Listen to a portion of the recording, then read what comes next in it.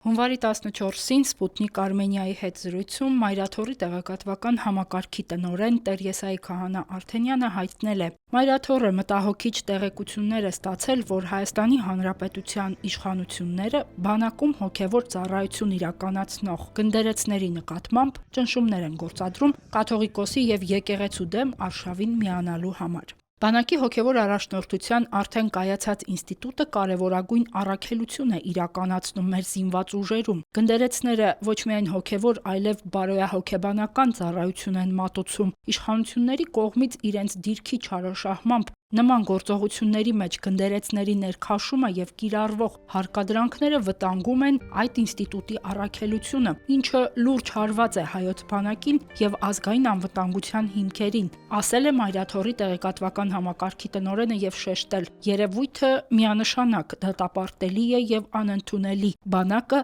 պետք է զերծ մնա նման բռնաճնշումներից։ Լրատվամիջոցներում տարածվող լուրերի համաձայն որոշ բարձրաստիճան զինվորականներ չարաշահելով պաշտոնական լիազորությունները ճնշում են գործադրում գնդերեցների վրա, փորձում ներքաշել Հայաստանի Հանրապետության վարչապետի նախաձեռնած հակաեկեղեցական արշավի մեջ։ Պաշտպանության նախարարության մամուլի խոսնակն անդրադարձել է լրատվամիջոցներից միայն մեկի անդրադարձին, չի համապատասխանում իրականությանը գրությամբ։ Հերմինե Հակոբյան, Եկեղեցական կյանք։